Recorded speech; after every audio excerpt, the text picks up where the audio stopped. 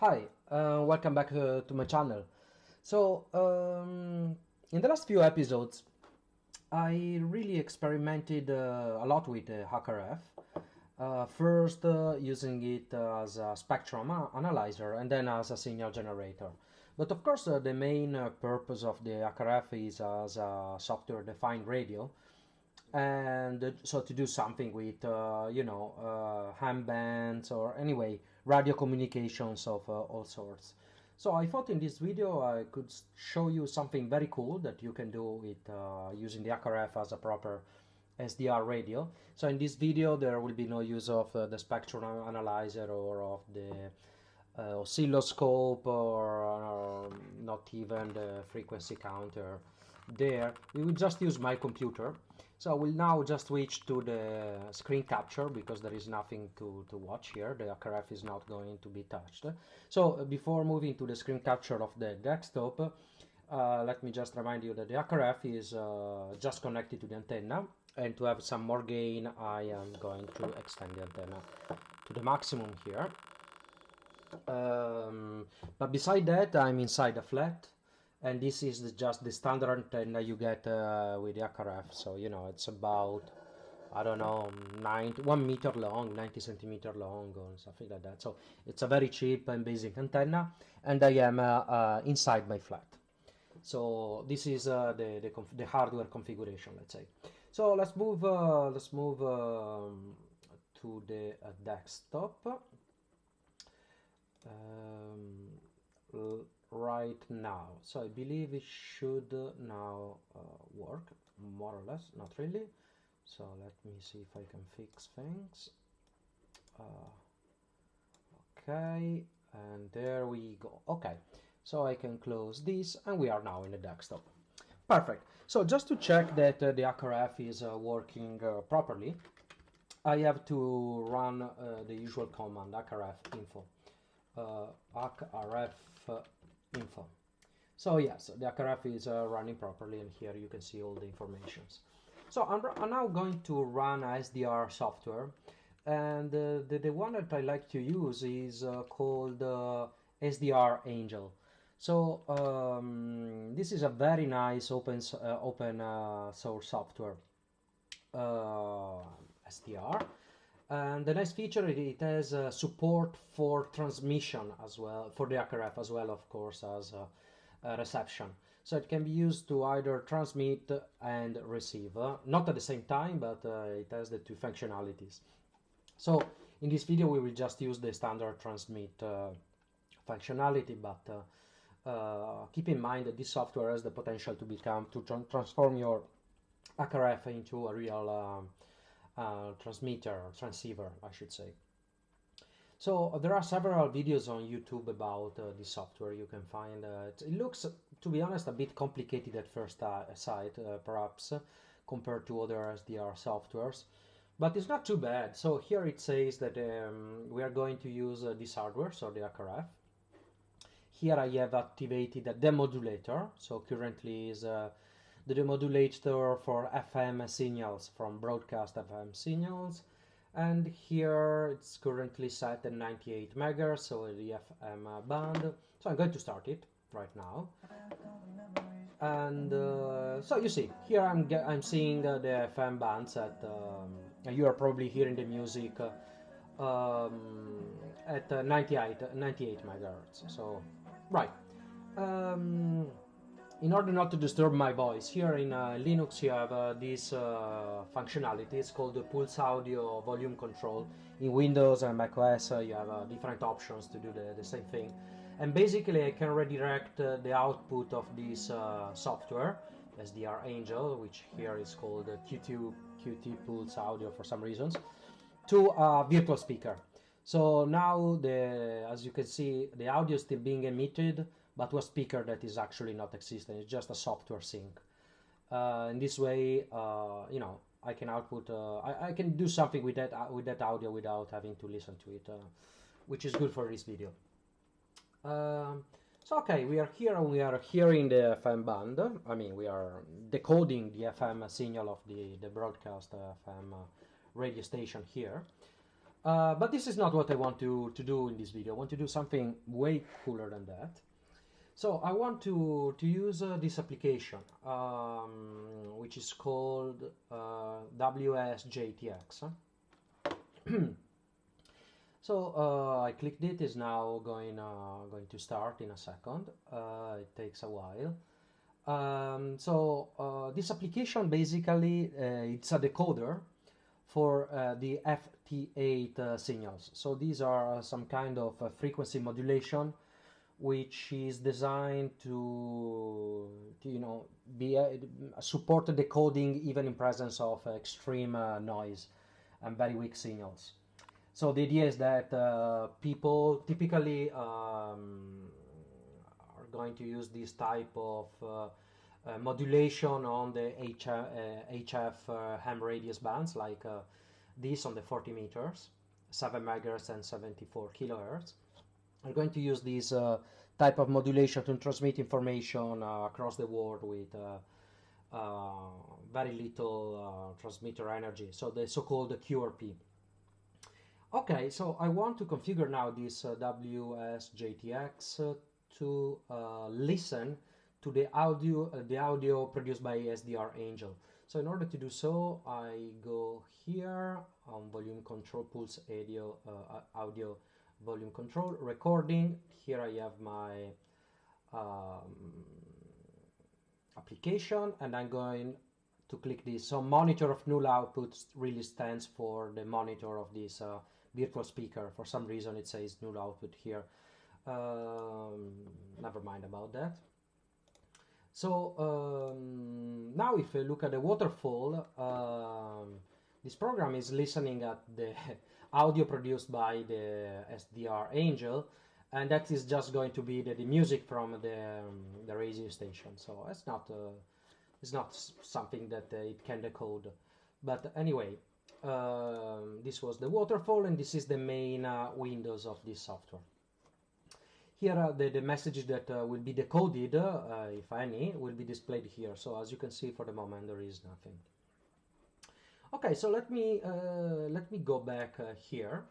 I want now to stop this FM radio decoding, as it's not what I want to do, right? So let me just stop that. And at the moment, so SDR Angel is set at 98 megahertz. This is the waterfall, the spectrum analysis, but there is no decoding. Okay, so nothing is going on. I'm going to move now from the 98 megahertz to the 0.074 megahertz. And right, so we have a completely different spectrum here, and the waterfall is different. And now I need to enable some kind of decoding, and I'm going to use the SSB demodulator, the one that is used for, you know, Morse code, CW, and voice over HF by the ham radio communicators. So I'm going to add that, and there we go. So now the SSB demodulator is demodulating the signal, and it's emitting it as an audio, and the audio is going to this virtual speaker, and the virtual speaker is being listened by WSJT-X. So if we go now here, you see that we are starting to decoding. It's to decode. So this is really, really amazing. So again, I'm inside my flat, and I have this very basic antenna of just a couple of euros. I'm tuned to the 7 megahertz 40 meters band. You know, proper antennas for this band would be, you know, on the order of 10 meters or more than that. So huge things, and still I'm able to demodulate the messages. So you can look in Wikipedia to see what kind of messages these are. So there are very basic messages in which people communicate their location, and you know, they can answer to other people. So for example, here this guy IU6MRC is answering or is basically say that he received a message from SP6AXW from location J0 J080. I should really learn, you know, the way the ham radios operators spell the letters, because it's very useful. Anyway, ham radio operators, you have this way of coding geographical positions in terms of 4 or 5 digits and characters, and so this represents position. This -14 instead represents signal strength, so they can basically send very basic messages reporting position and signal strength. So that's the point. Now, I set here in the settings of this software that my call sign is DRFN. So this stands, of course, for my nickname, the RF noob. So this is a call sign that I just made up, okay? So it's not my real call sign. I don't have a call sign because I'm not a licensed ham operator yet. I hope to become one soon enough, but I still have to start, you know, everything basically about this process. Anyway, and here I'm putting my grid, my geographical position. Again, this is not my geographical position, it's just a geographical position I found. It's not far away where I'm actually am, so I'm putting this here. So I'm not transmitting anything radio, okay? So I'm just setting up in the software this information, so I'm not disturbing anybody. The fact though is that this software, every now and then, every interval, that I don't know, how, every 5 minutes or something, sends this information to a website called PSK Reporter. Okay, so this PSK Reporter basically collects. So here I can see, you know, I'm setting this page to display all the messages of this FT8 format that have been received by the call sign DRF, so by me, using FT8 in the last 24 hours. So indeed, it's basically, this software is sending all the messages that I received to this website, and the website is just displaying them, okay? So here I have received messages all across Europe already. As you can see, this is my virtual position. I'm in France, by the way, but this is a geographical position of close to, well, the south of England. It's not my real position. You see, my real position is around here, and I've received messages from Kaliningrad. So this is the Russian region here, from Poland, from Sweden, from you know, many countries, Italy, Spain, and so the website is very nice. You can actually see here it's night at the moment, and you can watch the sun moving basically. So as an experiment, I will just leave this HackRF and this software turned on with these settings for 24 hours and see what kind of signals I can get.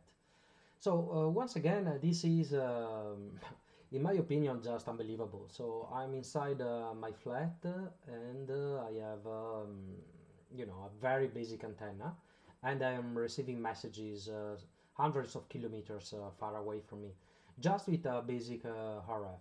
So this could really be used for something, not just for exchanging basic data like geographical position and signal strength, which is cool. It is very cool to experiment, but it could also be used potentially for, you know, emergency communications and stuff of this type, because really with a basic device like the HackRF that costs less than 100 euros, it's really possible to get across the limits of I mean, to get communication done, or at least in receive mode, international communications. So I find it astonishing, really.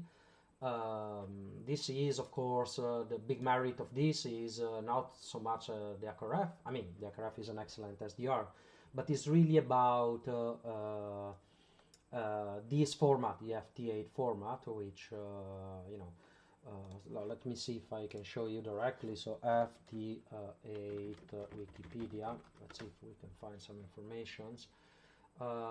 Yeah, so this was made up, it was designed by a Nobel Prize in Physics, So it's pretty cool, really. So this Nobel Prize is a ham radio operator, and he decided Joe Taylor is his name, Nobel Prize in Physics. And so his original motivation was to develop a coding mechanism to get signal, to bounce to the moon, and so these signals are very noisy and low. So it's a fantastic uh, coding mechanism, and it's not just the only one he designed. There is also GT9 and others. So I just leave to you to discover this type of informations. So just for the experiment, I will leave, as I said, this HackRF running with WSJT-X decoding for 24 hours, and tomorrow we will see what happens. Hey, welcome back. It's morning here. It's about 11 hours and 30 minutes after the end of the previous part of the video. So yeah, here we are in SDR Angel, which kept working just fine during the night. As you can see, still finding some very weak signals here. By the way, I kind of tweaked just before going to sleep yesterday, just tweaked a little bit the settings here because I thought there was some small improvements in performance. I don't know if it is true. So basically I modified this VGA gain, which previously was set to 0. So the HackRF has two amplifiers. One is this low noise amplifier, and then the VGA. And so I just increased slightly the power of this VGA that previously was set to 0. The low noise amplifier is set to 40 dB, which is the maximum possible. So I don't know if this is the best setting really. Please comment if you think there are better settings. Another thing that I did is to play around with this this bandpass filter that we have available in the HackRF. So in the HackRF we have these filters, so we can filter the signal filter out the signals far away from the signal of interest. In this case, I'm using the smallest, the narrowest filter available, 1.75 megahertz, which is used, because really the part we are interested in is this 3 to 6 kilohertz interval here, and so it's much narrower than 1.75 megahertz. But anyway, these are the settings that I use during the night. FT8 has been constantly being decoded here by the application WSJT-X. So now, as you can see, it's 7 o'clock 39 minutes universal time, and we started the experiment yesterday night at 20 o'clock. So yeah, it's about 11 hours and 30 minutes and 39 minutes precisely. And so this is the result. It's really amazing.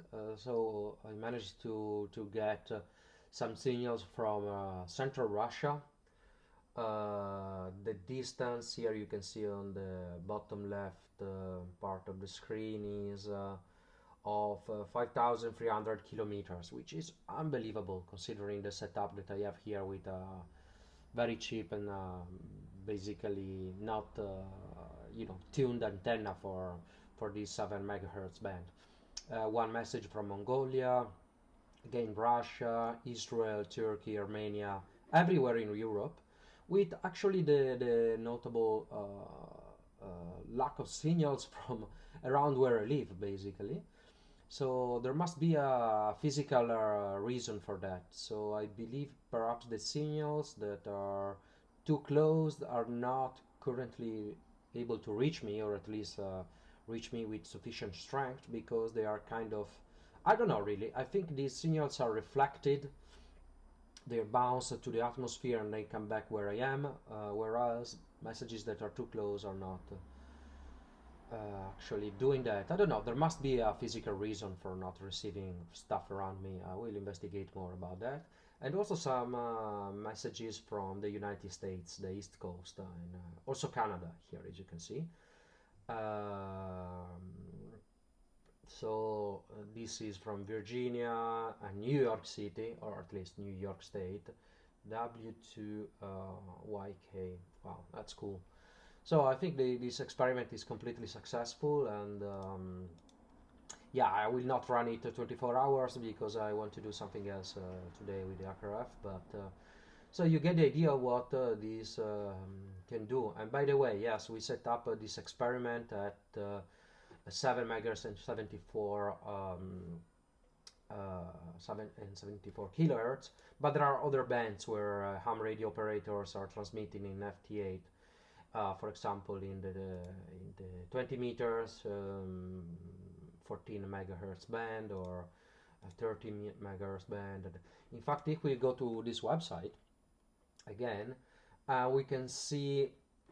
So if we select, let's say, the 40 meters band, here I was just visualizing the messages received by me, but I could visualize the messages received by everybody. So you can see that there is a lot of activity, and in fact, well, to be honest, here it looks like there is not much activity in general in France, as you can see, right? So there is some activity for sure, but not as much as you could imagine. Anyway, yeah, most activities in Europe, Japan, United States. A lot of activity here. That's interesting. In South America and Caribbeans. Interesting. So this is about the 40 meters. But if we look at, for example, the 20 meters, the 14 megahertz band, let's see, we see that there is also a lot of activity, okay? So it will be interesting to do the experiment as well on the 20 meters. Let's see, what about the 30 meters? Also on the 30 meters there is a lot of activity. And you see these different bands have different physical properties depending on the position of the sun and radiation from the sun, and a lot of factors, and so maybe you have better propagation at some point during the day at 30 meters compared to 20 meters, and so it's interesting to experiment. So in fact it's possible also to use this FT8, of course, on whatever band. So let's see if there is something around on the VHF 70 centimeter. Not much, but it's kind of very active in the UK, it looks like, and Japan. And what about UHF? Let's see. Also not very active. So it's just been experimented a little bit here and there. And, yeah. Okay, just want to close this video by saying that there are a lot of modes that you can use on this website. So we just experimented with the FT8, but there are other modes. Particularly, I think Olivia is another mode that allows for very, very weak transmission. So let's see if there is anything transmitted with the Olivia coding mechanism on all bands. Yeah, not very much. So it's not very popular, but I think it's very cool, and perhaps I will try to do a video about that in the future. So this is all for this video. If you have any comments, please feel free to comment on the section below, and or to like the video, and please subscribe. Thank you very much. Bye.